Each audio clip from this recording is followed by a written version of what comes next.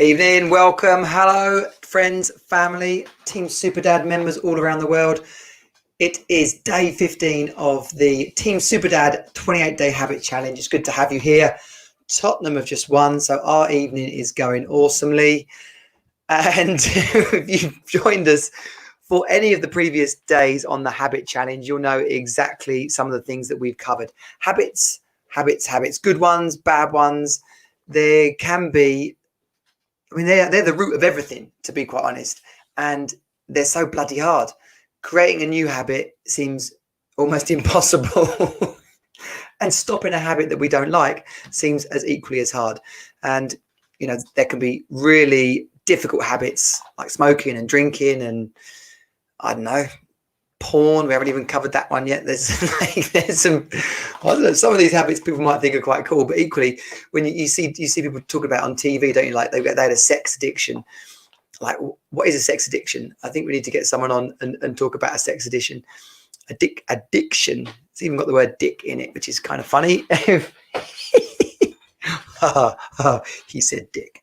Right, my journal arrived. Check it out. So it's quite a nice one. Also, ring bound. If you saw the live stream on Monday where we were talking about journaling, then you'll know that Andrew Priestley said he likes to get a ring bound journal so that he can scan the pages easy. So if you've not seen any of the Team Super Dad live streams before or haven't met me, then where have you been? Team Super Dad is my community and dad success system. We're equipping dads all around the world to create their best lives ever. So that is their fitness, their money, their personal growth and success. It's all about having a wonderful family and, making gains. It's not to say someone's better than anyone else. It's not to say that you've got to be better as a dad. It's just, I know from my own experience that there's things that I wanted to achieve. I wanted to have the business. I wanted to have the successful relationship. I had a vision for my kids and my life with them based on my own experiences, good ones and bad ones, let alone all the people I've met in my life. It occurred to me when I had the vision for Team Super Dad, what if all the cool people I'd met in my life, like all the experts and the coaches and the inspirational people of all walks of life, sports people, business people, family, mentors at school, like there's so many. Imagine if all of them have been put in your life to help you be the best version of yourself.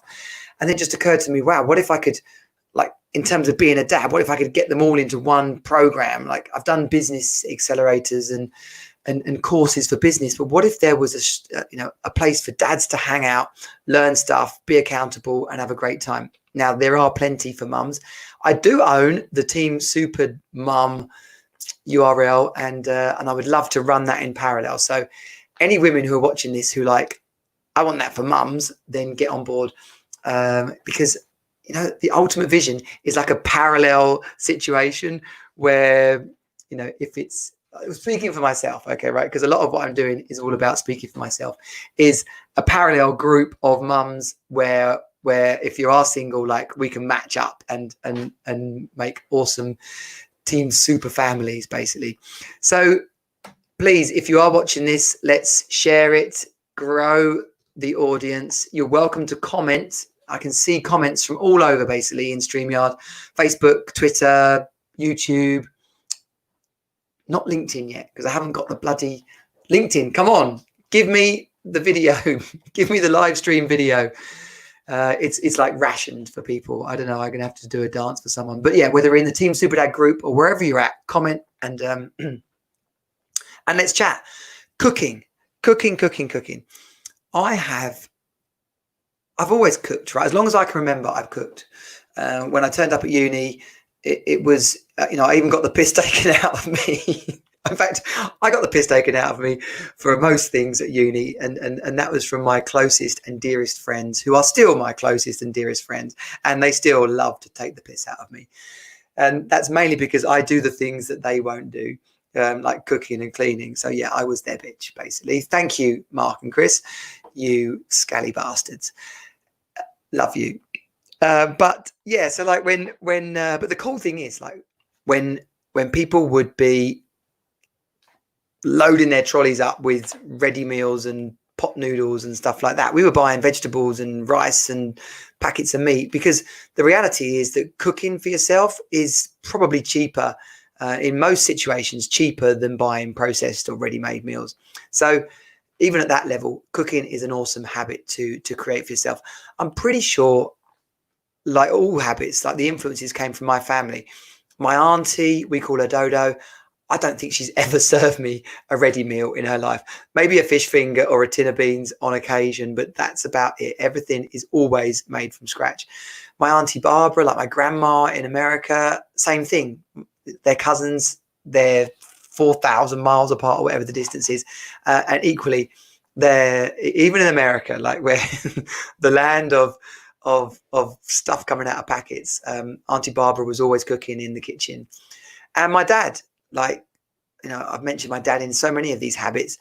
He started cooking, as I recall, right? He started cooking after my mum died, and I don't know whether that was out of necessity or distraction. You know, I know my mum cooked a lot, but my dad started cooking and involving us.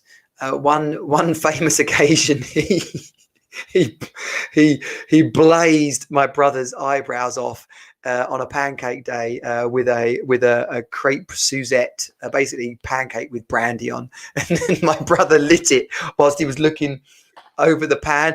It was absolutely hilarious. But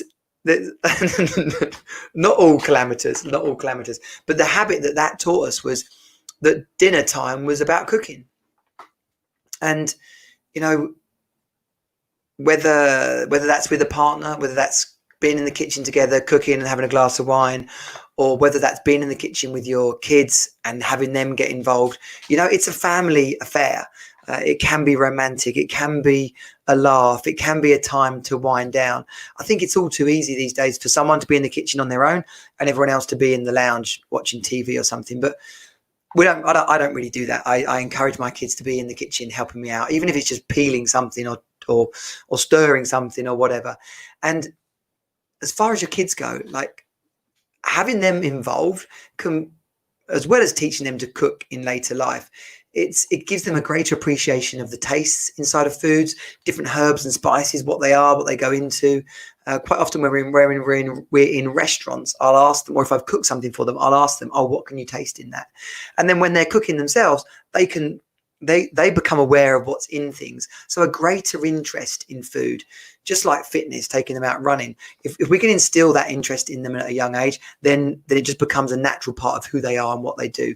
So positive for their own families, future generations, but also their everyday health. When, just like I was saying about, you go to university, you have a date, you know, it baffles me when people say, I can't cook. I'm like, what? We have to eat every day. How can you not cook? And you know, this proliferation of home delivery services, great if you own a pub or a restaurant or a takeaway shop, like happy days for you guys. But for the rest of us, you know, takeaway food, unless you live in a big city and you specifically go out and find some healthy option, takeaway food is not going to be healthy. I dare say it's going to be less healthy than a ready-made meal, really. So don't do it. You know, it's useful to have a frozen pizza in the freezer. And I won't say I don't ever buy the occasional ready meal, but that's more out of choice and some sort of emergency convenience rather than habit. And as far as the habit goes, like, what is the habit of cooking? The habit is realizing that half an hour is Jamie. I'll answer that question for you in 1 second. Half an hour in the kitchen is a pleasure. Like, and just like working out, when you say, oh, I can't find half an hour in my day to work out, when you make it a habit, you create it as when you cook regularly, you turn that into a habit. Jamie, thanks for your question. Curiously, it hasn't come up in StreamYard. Why is that? I don't know. But the answer to that question is with StreamYard. So if you're using a StreamYard as a tool, which I think is brilliant. I'll talk about that on another video, actually. I did use Restream. Now I use StreamYard. Bloody brilliant. And you can do all sorts of overlays and things like that. Easier than OBS. But that's another conversation. So back to cooking as a good habit. It's good for you. your health and your fitness is good for your money. Cooking cooking from raw ingredients is definitely going to be cheaper than buying ready-made meals. It's healthier for you, which I've just said. And as a family, it brings you together. And for your kids, it just instills a level of confidence and creativity. You know, my daughter Rosie, she's 8.5. She baked a cake at the weekend for our neighbour's birthday, like the kid she plays with next door. And she said to me, I didn't even use a recipe, Dad, which isn't a great habit. Like, follow the recipe as much as you can. But once you've started to gain that confidence, actually, you know what a right amount of seasoning is. I know when I'm making pancakes how much flour to put in. So, and then once you understand what goes into it, then you can start to say, actually, I'm going to use vanilla essence over sugar here. I'm going to, like, you can get creative. If I'm making a cottage pie, shepherd's pie, it's going to have some cumin in, which other people are like, you put cumin in your shepherd's pie? Well, yeah, because it gives that earthy flavor. So get cooking. It's an incredible skill to have. It's something you can gift yourself so easily. So Jamie says, I'm on your daughter's team on the recipe thing. Yeah. Well, look, it's confidence. You know, when I cook, I don't have to look at how many herbs or spices or how much to put in, you know, and some days I'll mix it up and have it just adjust it just a little bit to play with the taste of things. So yeah, that inner confidence. Oh, and let alone dating. We haven't even talked about dating, but the opportunity to impress someone, to have them round for dinner, to cook for them, to show that side of you is an incredibly attractive skill and asset to have. Well, I think it is. I like to think it's romantic. I like to think it's a positive thing. So that's day 15 of the 28-day habit challenge. I've got to be honest. I've covered more positive things than negative, and that's just the nature of who I am. We're all well aware of what bad habits are, but to create a good habit, to create something new, you've got to get motivated about what it can provide you in life. Then you've got to put an environment around you where it can actually succeed. You know, if you are trying to develop a habit of cooking, but you've got crap pans, poor knives, crappy plates to serve it on, like, it's going to be very hard to create a positive habit when you haven't got the tools. And I don't mean go out and spend a fortune on these things, but sharpen your knives. Blimey. The amount of times I go to someone's house and I try and cut vegetables with a blunt knife, I'm like, when was the last time you sharpened this? And they haven't even got a sharpener, so that answers your question.